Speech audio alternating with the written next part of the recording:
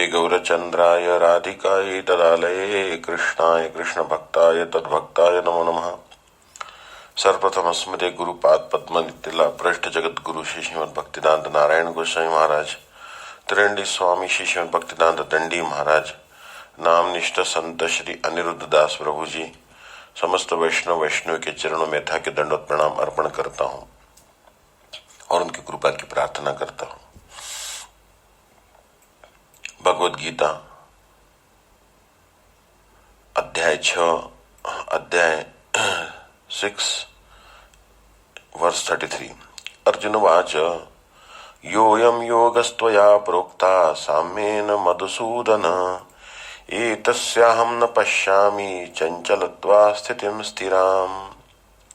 Arjun Vacha, Arjun said, Madhusudana, O Madhusudan, Ayam Yogaha, this process of yoga, Yaha, which Proktaha was spoken, Tvaya, by you, is Sammena, based on equanimity.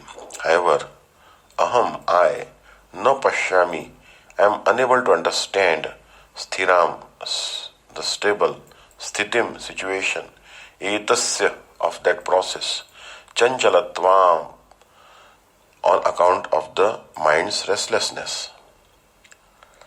Arjun said, O Madhusudan, the yoga described by you, that is based on equanimity towards everyone, everywhere, seems to be impermanent due to the restless nature of my mind. Thinking that the equipoise systems described by Sri Bhagavan are difficult to attain, Arjun speaks this shloka beginning with the words Yoyam. This yoga depends on being equipoised in all situations, and I do not see how one can achieve success in it, because its practice cannot be maintained at all times. Because of the flickering nature of the mind, such practice can last only for 2 or 3 days. Additionally, you have explained equanimity by saying that one should see the happiness and misery of all people of the world as one's own. This vision may be possible toward those who are one's relatives or those who are neutral, but such an attitude is impossible to maintain towards one's enemies or those who are envious and critical. I cannot see how the happiness and pain of myself, Yudhishthir and Duryodhana, are in reality equal. Although by proper deliberation one can have equal vision of the Jivatma, Paramatma, the life, air and senses of the self, one's enemies and all embodied Jivas, this vision is difficult to maintain for more than 2 or 3 days, because a very powerful and flickering mind cannot be restrained merely by discrimination. Rather, it is seen that the mind that is attached to sense enjoyment will ultimately overpower one's discrimination.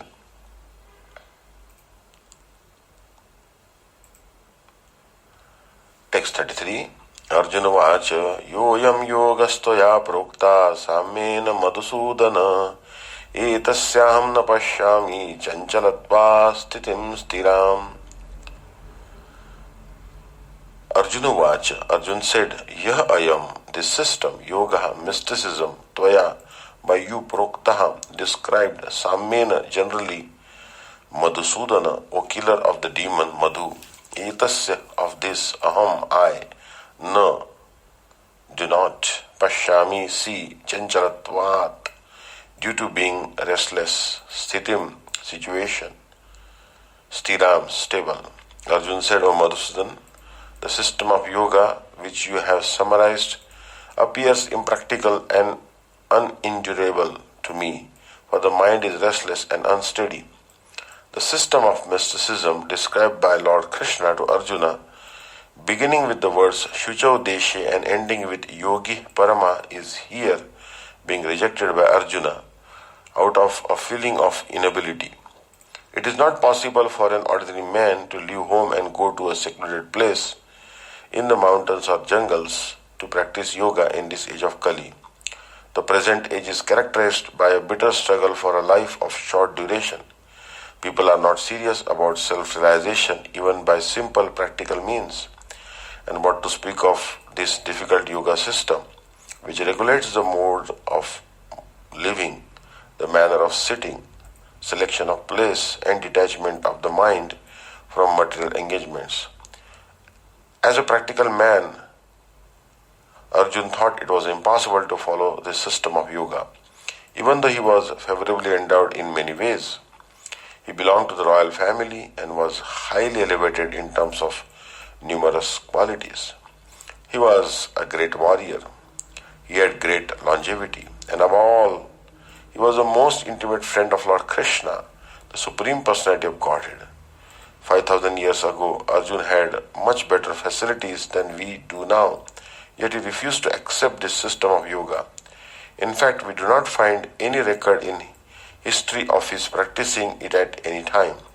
Therefore, this system must be considered generally impossible in this age of Kali.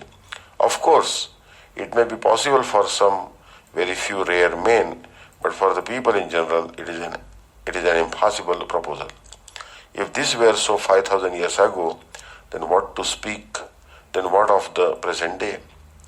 Those who are imitating this yoga system in different so-called schools and societies, although complacent, are certainly wasting their time. They are completely in ignorance of the desired goal. Text 34.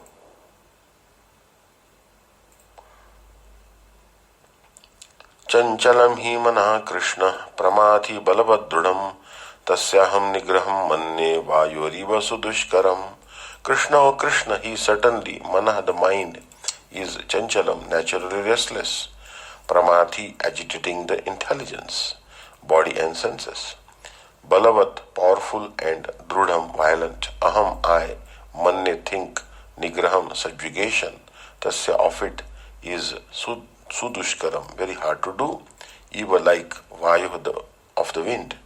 O Krishna, the mind, is by nature restless, powerful, obstinate, and capable of completely overpowering the intelligence, body, and senses. It seems as difficult to control as the wind. Sarartha Varshini. In the Katha Upanishad 1.3.3, it is said, Atmanam ratinam vidhi shariram ratam evacha. Know the Atma to be the passenger and the body to be the chariot. It is said in the Shrutis that learned Panditas compare the body to a chariot, the senses to furious horses, the mind to the controller of the senses, the reins, the sense objects, sound, form, taste, touch, and smell to the pathways, and the intelligence to the driver.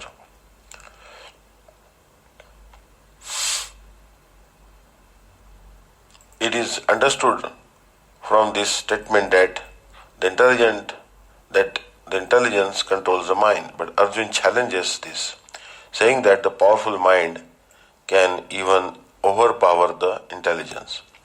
One may question how that can be. He then replies, just as a powerful disease may not be affected by the medicine that has the potential to cure it, similarly the mind, which is very powerful by nature, does not always accept the intelligence endowed with discrimination. Moreover, he says that mind is very obstinate. Just as one cannot possibly pierce iron with a small needle, similarly it is not possible for even subtle intelligence to pierce the mind. The mind is like the wind, and just as it is difficult to control the mighty wind blowing in the sky, it is extremely difficult to control the mind by the process of Ashtanga Yoga through breath restraint. Sarartha Varshini Prakashika Bharti. A story from the 11th canto of Śrīmad-Bhagavatam illustrates how the process of serving Bhagavan can simply and naturally control the most powerful and flickering mind. Once there was a wealthy Brahman who lived with his son and family members in the land of Avanti. Although he was rich, he was extremely miserly and would not spend even a penny for the pleasure of his family or community. Rather, he was always engaged in accumulating wealth. When his children grew up, they became very perturbed by his behavior, and his neighbors, family members, and others in the country also became opposed to him. Even the royal servants opposed him because he did not pay his taxes.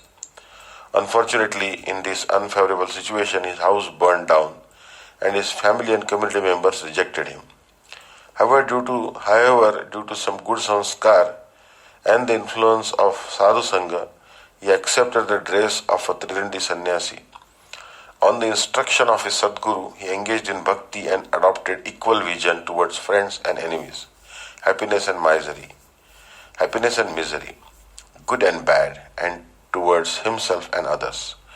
He remained satisfied even when the people of his own village mistreated him as he was begging. They would call him an atheist and a cheater, and they would throw stool and urine into his begging bowl instead of food or grains. Yet, with an undisturbed chitta mind, always meditating on Bhagwan, he finally attained eternal seva to Bhagwan Mukunda.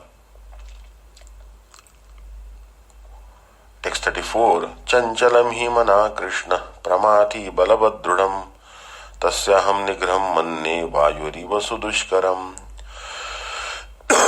Chanchalam, flickering, he certainly, manaha mind, Krishna or Krishna, pramati, agitating, balavat, strong, drudham, obstinate, tasya, its, aham, I, nigraham, subduing, manne, think, vayuho, of the wind, eva, like, sudushkaram, difficult. The mind is restless, turbulent, obstinate, and very strong.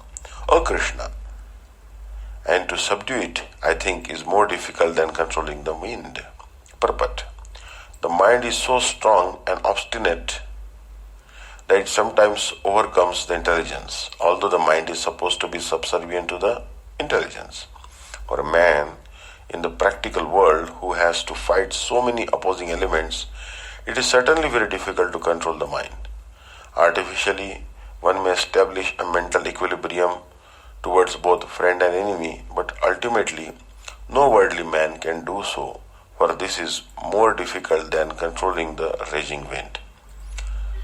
In the Vedic literature, Katha Upanishad 1.3.3 and 4, it is said, Atmanam ratinam viddhi shariram ratham evacha buddhim tu saratim viddhi manaha pragraham evacha Indriyani hayanahur vishayam steshu gocharan atmendriya mano yuktam bhokteti ahur manishina. The individual is the passenger in the car of the material body, and intelligence is the driver. Mind is the driving instrument, and the senses are the horses.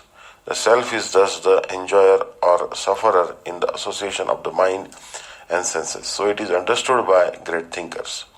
Intelligence is supposed to direct the mind, but the mind is so strong and obstinate that it often overcomes even one's own intelligence, as an acute infection may surpass the efficacy of medicine. Such a strong mind is supposed to be controlled by the practice of yoga, but such practice is never practical for a worldly person like Arjuna. And what can we say of modern man? The simile used here is appropriate. One cannot capture the blowing wind. It is even more difficult to capture the turbulent mind. The easiest way to control the mind, as suggested by Lord Caitanya, is chanting Hare Kṛṣṇa, the great mantra for deliverance in all humility. The method prescribed is Savai Manaha Krishna Padar Vindayo Vachamsi Vaikuntha Gunan Varnane Karo Harer Mandira Marjana Dishu Shrutim Chakarachus Satkathodaya Mukunda Lingalaye Darshane Drushau Tadbhrutyagatra Sparshe Anga Sangamam Granam Chatatpada Saroja Saurabhe Śrīmad-Tulasyam Rasanam Tadarpite Pado Hare Kshetra Padanu Sarpane Shiro Rushikesha Padavivandane Kamam Chadase Natu Kama Kamya Yatottama Shloka Janashrayaratihi. Maharaj Ambarish always engaged his mind in meditating upon the lotus feet of Krishna, his words in describing the glories of the Lord, his hands in cleansing the Lord's temple, and his ears in hearing the words spoken by Krishna or about Krishna. He engaged his eyes in seeing the deity of Krishna, Krishna's temples, and Krishna's places like Mathura and Vrindavan. He engaged his sense of touch in touching the bodies of the Lord's devotees. He engaged his sense of smell in smelling the fragrance of tulsi offered to the Lord, and he engaged his tongue in tasting the Lord's prasad. He engaged his legs in walking to the holy places and temples of the Lord, his head in bowing down before the Lord, and all his desires in serving the Lord 24 hours a day. Indeed, Maharaj Ambarish never desired anything for his own sense gratification. He engaged all his senses in devotional service in various engagements related to the Lord. This is the way to increase attachment for the Lord and be completely free from all material desires. In Bhagavad-gītā, the Lord recommends Maya Sakta Manah Partha Yogam Yunjan Madashraya. This indicates that one must execute devotional service under the guidance of a devotee or directly under the guidance of the Supreme Personality of Godhead. So, only then will the method prescribed is Savai Manah Krishna Padara Vindayo. One must engage one's mind full in Krishna. Only then will there remain no other engagements to agitate the mind. Hare Kṛṣṇa.